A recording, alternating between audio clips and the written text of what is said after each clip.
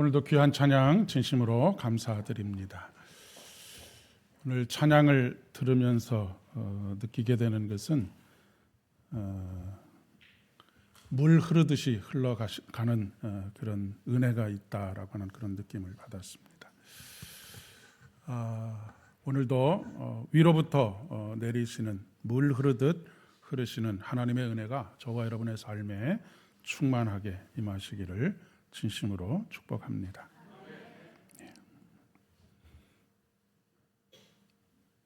죄송합니다. 이게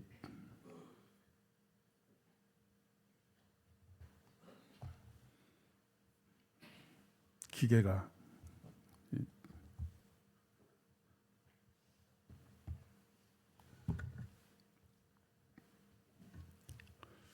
한 주간 평안하셨습니까? 예.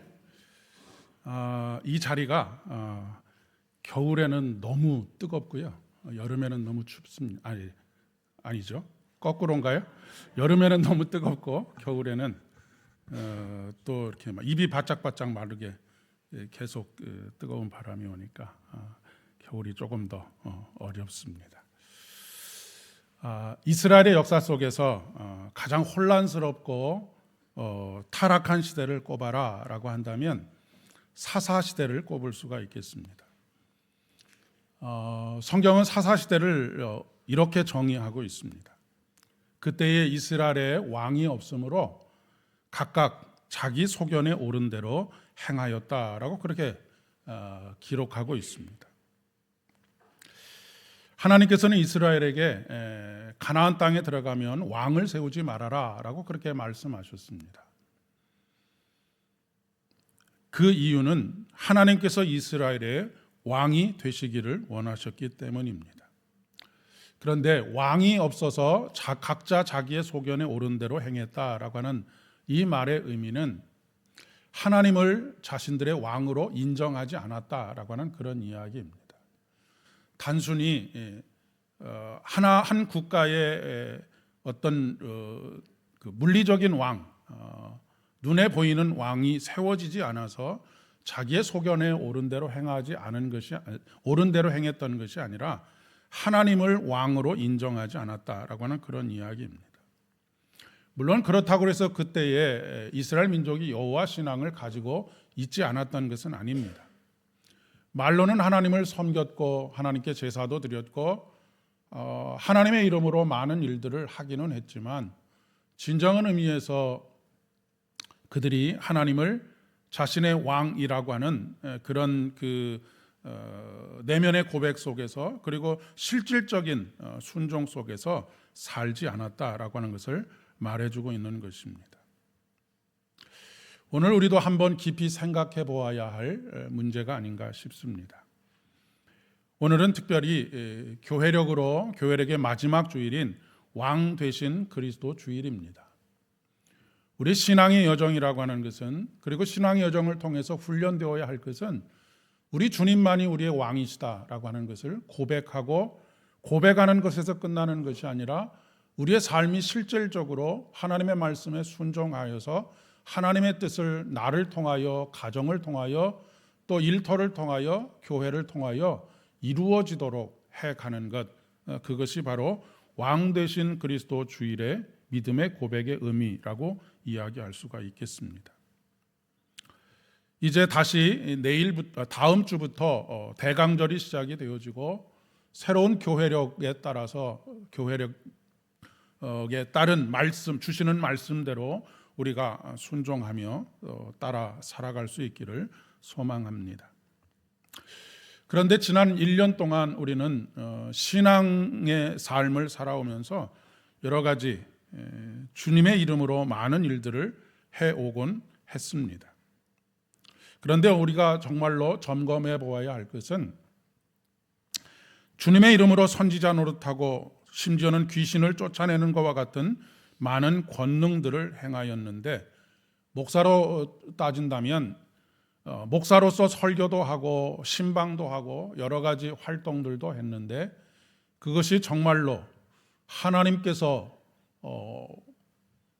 나의 왕 되심을 고백하는 가운데 모든 일에 있어서 그분의 생각을 청정하고 그분의 마음을 알아가며 그렇게 행동하고 또 설교했는가를 점검해 보아야 한다라고 하는 그런 이야기입니다.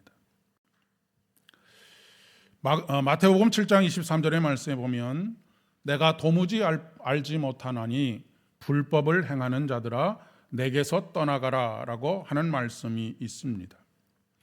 여기서 말하는 불법이라고 하는 것은 윤리적으로나 도덕적으로 잘못된 일을 했다거나 남의 것을 강도질해서 도둑질해서 빼앗거나 훔친 이런 사건들을 이야기하는 것이 아닙니다.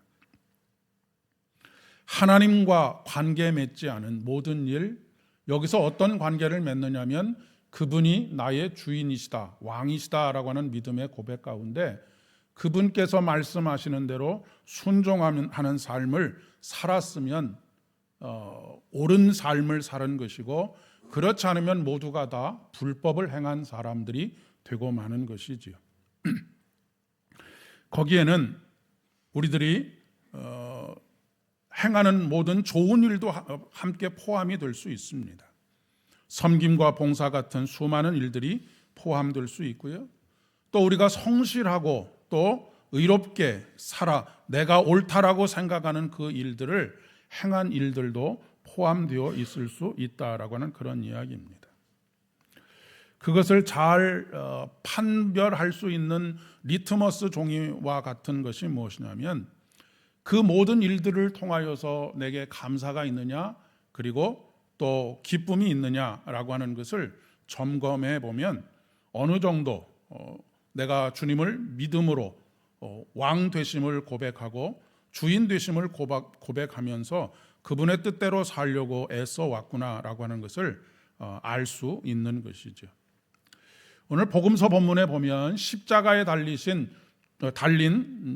예수님과 그리고 좌우에 달린 두 강도의 이야기가 기록되어져 있습니다. 예수님의 십자가 맨 꼭대기에는 유대인의 왕이라고 하는 팻말이 붙어 있습니다. 그런데 오늘 말씀에 보면 한 강도는 당신의 나라가 임할 때에 나를 기억해 주시옵소서라고 그런 고백 속에서 하나님의 나라를 받아들인 한 강도가 있는가 하면, 반대로 한 강도는 예수님을 그의 왕, 구주로 받아들이지 않고 있는 모습을 보게 됩니다. 그런데 이 선택은 두 사람만의 선택이 아니라 많은 경우 누가복음 19장 4절의 말씀에 보면 더 많은 사람들의 선택이기도 합니다.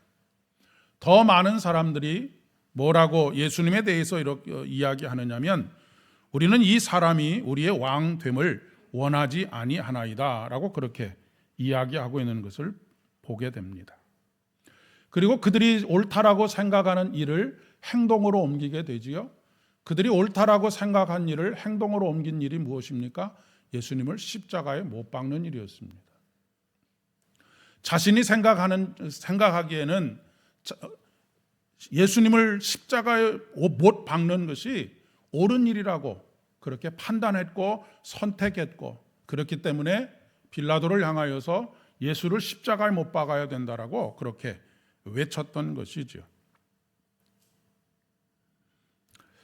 아마도 이 십자가에 예수님 곁에 달린 두 강도는 정치범이었을 가능성이 굉장히 많습니다. 십자가형은 아주 극악무도한 범죄를 저지른 사람에게 행해지는 형벌이었기 때문에 자범이었다라고 한다면, 뭐 도둑질을 한다거나 하는 그런 자범이었다라고 한다면 십자가에 달려 죽었을 이유가 없기 때문에 그렇습니다. 아마도 이 사람들은 자신이 옳다라고 생각하는 이스라엘의 독립을 위해서 독립운동을 하는 사람들이었을 가능성이 굉장히 많다라고 할 수가 있겠습니다. 그들은 그들이 옳다라고 생각하는 그 일들을 용감하게 행했지요. 그리고 그들이 원하는 나라를 세우고자 했었을 것입니다.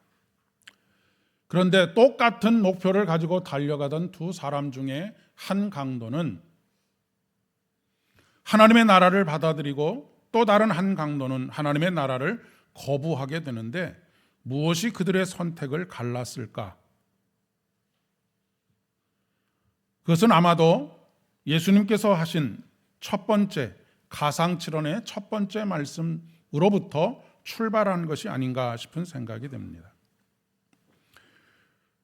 오늘 본문 34절의 말씀에 보면 예수께서 이르시되 아버지 저들을 사하여 주옵소서 자기들이 하는 것을 알지 못함이니이다 하시더라 라고 그렇게 기록되어져 있습니다.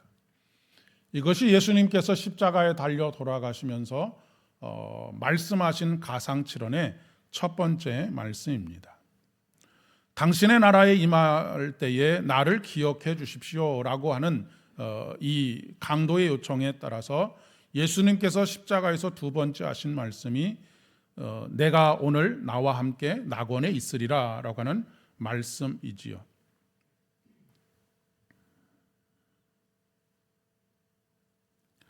사도 바울은 사도행전 5장 31절의 말씀에서 이렇게 고백하고 있는 것을 보게 됩니다. 이스라엘에게 회개함과 죄 사함을 주시려고 그를 오른손으로 높이사 임금과 구주로 삼으셨느니라 라고 말씀하고 있습니다. 예수님께서 이 땅에 왕으로 오신 이유는 무엇이냐면 죄 사함을 주고 그리고 또한 회개함으로 말미암아서 하나님의 백성이 되게 하시기 위함이었다라고 하는 말씀인 것이죠. 특별히 이 한 강도, 하나님의 나라를 받아들인 한 강도는 무엇보다도 먼저 자기 용서가 있었음을 우리가 짐작할 수 있습니다.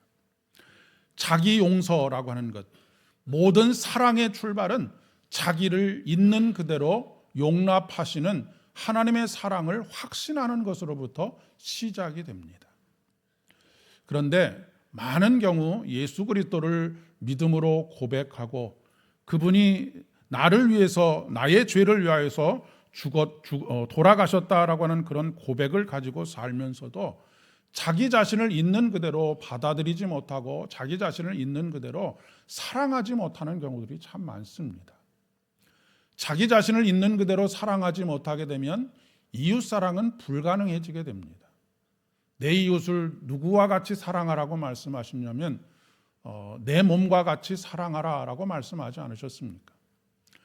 그러니까 나를 있는 그대로 용납하고 하나님께서 수많은 연약함과 불의함에도 불구하고 나를 받아주셨다라고 하는 이 사실을 받아들이지 못하면 다른 사람을 사랑한다라고 하는 것은 첫 단추가 잘못 끼워지는 것과 같이 마지막 단추까지 다 잘못 끼워질 수밖에 없다라고 하는 것을 말씀해주고 있는 것이죠. 용서의 확신을 가진다라고 하는 것은 아무리 부족하고 연약한 나일지라도 내가 옳은 대로 나의 소견에 옳은 대로 살아왔던 나 자신, 그래서 이렇게 지금 십자가의 한켠에 달려 죽을 수밖에 없는 신세가 된 나 자신까지도 하나님께서 용납하시고 나를 받아들이신다라고 하는 그런 믿음의 확신으로부터 모든 것이 출발된다라고 하는 것을 말씀하고 있습니다. 그런데 오늘날도 우리는 자기가 옳다라고 생각하는 일을 행동으로 옮기면서 삽니다.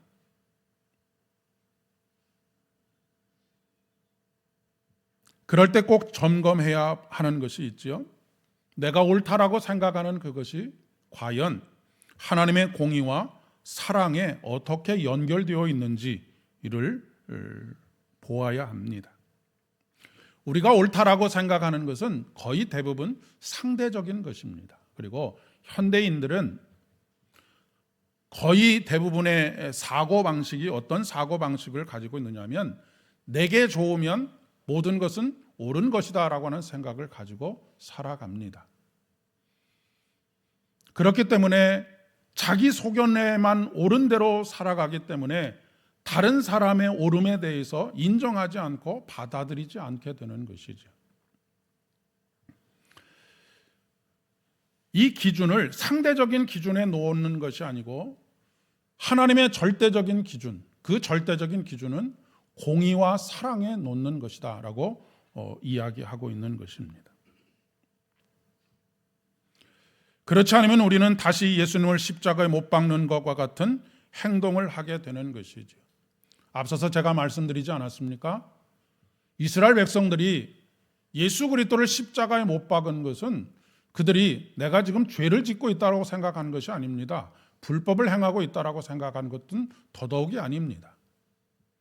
나는 지금 옳은 행동을 하고 있다고 생각을 한 것이지요. 그런데 그 옳은 행동의 결과가 무엇이냐면 예수님을 십자가에 못 박는 것이었습니다. 오늘날도 마찬가지입니다. 우리가 자기의 소견에 옳은 대로 생각하고 행동하는 결과가 결국 예수 그리스도를 다시 십자가에 못 박는 것과 같은 그런 결과를 나타낼 때가 너무나 많이 있다라고 하는 그런 이야기입니다. 반대로 예수 그리스도를 왕으로 인정하고 받아들이게 되면 그곳에 세상이 줄 수 없는 평화가 임하게 됩니다. 왜냐하면 예수님은 이 땅에 평화의 왕으로 오셨기 때문에 그렇습니다. 예수님께서 이 땅에 왕으로서 이루기를 원하시는 것은 평화를 이루기를 원하시는 것입니다. 어떤 평화냐면 근본적으로는 하나님과 원수되었던 우리와 하나님 사이에 평화를 이루기를 원하시고, 그리고 사람과 사람 사이에, 사람과 만물 사이에 평화를 이루시는 평화의 왕이 되기 위하여서 이 땅에 오셨다라고 하는 것을 기억할 필요가 있겠습니다. 그러나 앞서 말씀드린 것처럼 대부분의 사람들은 예수님께서 자기의 왕이 되는 것을 원하지 않습니다. 우리들도 삶의 많은 부분에 있어서 내 뜻과 내 계획대로 행동할 때가 굉장히 많이 있지요.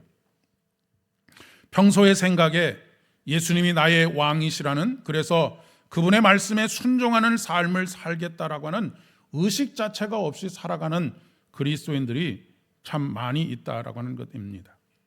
그리고 복음적이라고 스스로를 이야기하는 사람일수록 자기의 소견에 옳은 대로 행동하는 경우들도 너무나 자주 보게 됩니다. 사사시대가 끝날 무렵에 이스라엘 민족은 하나님께 우리에게도 왕을 주십시오라고 그렇게 요구를 합니다. 하나님께서는 마지못해서 그 요구를 수용하시지요. 하지만 마지못해서 그 요구를 수용하시는 이유는 왕이 세워지게 되면 백성들이 그 밑에서 얼마나 수많은 압제와 수탈을 당하게 될지를 이미 알고 계셨기 때문에 그렇습니다. 그래서 신명기의 말씀에 보면 왕이 세워지게 될 때에 왕이 하지 말아야 할 것들에 대해서 구체적으로 또한 가르쳐주고 계시기도 합니다. 여러분, 이스라엘 백성들이 하나님 이외에 왕을 요구했을 때, 그리고 그 왕이 세워졌을 때 이스라엘 민족의 역사가 어떻게 되었는지 아시겠습니까? 이스라엘은 솔로몬 이후에 두 왕국으로 나누어지게 되는데, 북이스라엘에는 모두 19명의 왕이 있었습니다. 그러나 이 19명의 왕 중에 하나님의 뜻대로, 하나님의 말씀대로 순종하여 다스린 왕은 단 한 사람도 없었습니다.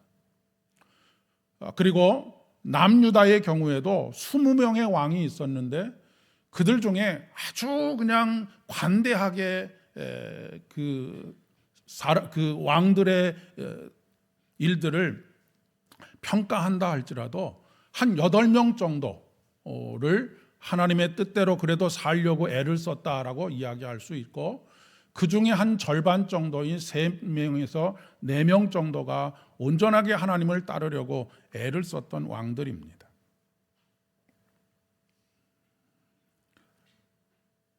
마지막으로 말씀대로 통치하려고 했던 요시야라고 하는 왕이 있었는데, 이 요시야 왕으로부터 이스라엘의 시드기야 왕이 마지막 왕입니다. 이 이스라엘의 멸망을 당하게 되는 이 한 40년의 시간 동안 예언의 활동을 했던 선지자가 예레미야 선지자입니다. 예레미야 선지자는 요시야 왕, 하나님을 온전하게 따르려고 했던 요시야 왕 13년에 활동을 시작해서 40년 동안 활동을 했던 그 선지자인데, 이 예레미야 선지자는 하나님의 말씀에 불순종하고 하나님을 왕으로 인정하지 않는 왕과 백성들이 최후가 어떻게 멸망을 향하여 치닫고 있는지를 눈으로 목격한 사람이고, 그 목격하는 그런 상황들을 통해서 그는 슬픈 애가를 불러 지을 수밖에 없었던 그런 그런 선지자임을 우리가 알 수가 있습니다. 그러나 예레미야는 절망만 하지 않고 있는 것을 보게 됩니다. 절망을 넘어서는 희망을 본 것이지요. 그런 절망적인 상황 속에서도 용서하시는 하나님의 은혜와 사랑을 의심하지 않습니다. 이렇게 수많은 죄악 가운데 있고 연약함 가운데 있지만, 그럼에도 불구하고 용납하시는, 그리고 하나님의 백성으로 다시 회복해 하시는 하나님의 사랑을 확신했기 때문입니다. 그것은 먼저 자기 자신을 받아들여 주시는, 용납하시는 하나님에 대한 용서의 확신 가운데에서 이스라엘의 미래를 바라보게 되었던 것이죠. 이것이 바로 믿음의 본질입니다. 구원이 내가 해내야 될 사명이라고 한다면 우리는 절망할 수밖에 없습니다. 그럴 만한 능력을 가지고 있지 못하기 때문입니다. 그러나 이 예레미야 선지자는 하나님 안에서 희망을 발견하게 됩니다. 예레미야 23장 6절의 말씀에 보면, 내가 다윗에게 한 의로운 가지를 일으킬 것이라. 그가 왕이 되어 지혜롭게 다스리며 세상에서 정의와 공의를 행할 것이며, 그의 날에 유다는 구원을 받겠고 이스라엘은 평안히 살 것이며, 그의 이름은 여호와 우리의 공의라 일컬음을 받으리라 라고 하는 환상 가운데 하나님의 말씀을 받았기 때문에 그렇습니다. 하나님께서 북이스라엘의 19명의 왕과 남유다의 20명의 왕 가운데, 왕이 통치하는 가운데 결국 바벨론의 멸망을 당하게 할 수밖에 없는 그런 상황으로 치닫게 되었던 이스라엘의 불순종에도 불구하고 한 의로운 가지를 일으키실 것인데, 그가 왕이 되어서 지혜롭게 다스리고 또한 세상의 정의와 공의를 행할 것이며, 유다는 구원을 받겠고 이스라엘은 평안히 살 것이며, 그의 이름은 여호와 우리의 공의라 일컬음을 받게 될 것이다 라고 하는 약속의 말씀을 받았기 때문입니다. 그리스도인이라고 하는 것은 메시아를 기다리는 사람들입니다. 기다릴 뿐만 아니라 그 나라를 오늘 우리의 삶의 현실 속에서 살아가는 사람들입니다. 다음 주 대강절은 다시 그 여정이 시작되어지는 그 주일입니다. 그리고 오늘은 그 여정이 진정한 우리의 주인이 되시고 왕이 되심을 고백하고 지나온 1년의 삶을 돌아보면서 다시 마음을 다잡게 되는 그런 주일이라고 이야기할 수가 있겠습니다. 그러나 우리의 삶은 여전한 부조리와 부도덕 속에 살고 있습니다. 탐욕스러운 일들로 가득 차 있는 세상을 살고 있습니다. 그리고 그 부조리함의, 부도덕함의, 탐욕스러움의 결과가 예수를 십자가에 못 박은 것이지요. 예수님을 정치범이라고 하는 말도 되지 않는 죄명으로 십자가에 못 박았습니다. 그리고 십자가에 못 박았음으로 인하여서 세상이 승리한 것처럼, 악이 승리하는 것처럼 보이는 세상입니다. 그러나 우리 주님께서는 부활하셨습니다. 당신의 나라에 임하실 때의 나를 기억해달라고 간청했던 강도도 십자가 위에서 죽었습니다. 내가 만일 하나님의 아들이거든 그곳에서 내려와라 라고 하는 사람들의 조롱을 비웃듯 그곳에서 갑자기 풀려나는, 내려오는 그런 일들은 벌어지지 않았습니다. 우리의 삶의 현실은 여전히 부조리와 부도덕 속에 있습니다. 수많은 탐욕의 희생양이 될 때도 많이 있는 것과 마찬가지입니다. 예수님께서 한 강도에게 오늘 내가 나와 함께 낙원에 있으리라 말씀하셨습니다. 그 말씀은 예수님께서 단순히 이 세상에 우리의 문제를 하나하나 해결하는 해결자로 오신 것이 아니라고 하는 말씀입니다. 예수님은 이 땅에 왕으로 오셨습니다. 용서와 화해를 이루는 왕으로 이 땅에 오신 것이죠.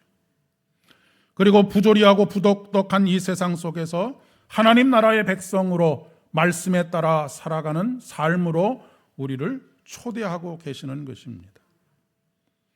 부조리하고 부도덕한 세상 속에서 하나님의 나라 백성으로서의 말씀대로 따라가 살아가는 삶은 결코 쉽지 않습니다. 수고와 수많은 고비들이 있습니다. 어려움도 있습니다. 그럴 때마다 우리 주님께서는 시편 46편의 말씀, 믿음의 고백처럼 우리의 피난처, 곧 쉼터가 되어 주십니다. 산과 바다가 요동치는 상황 속에서도 우리를 요동하지 않게 하십니다. 시편 46편을 통해서 고백하는 시인의 고백이 무엇입니까? 하나님은 새벽에 우리를 도우시는 하나님이시다라고 하는 고백입니다. 새벽에 우리를 도우신다라고 하는 고백은 꼭 새벽 기도에 나와야 우리를 도와주신다라고 하는 말씀이 아닙니다. 새벽에 우리를 도우신다라고 하는 말씀은 지난 간밤에 내가 단잠을 자고 있는 그 시간에, 아무것도 하고 있지 않는 그 시간에 하나님께서 여전히 일하시고 우리를 위해서 큰 일을 행하심으로 말미암아 우리가 새벽에 일어났을 때 하나님께서 지난 간밤에 해놓으셨던 일들로 인하여서 크게 감탄하고 기뻐하며 평안 가운데 행할 수 있도록 하시는 분이시다라고 하는 그런 고백이 담겨져 있는 것입니다.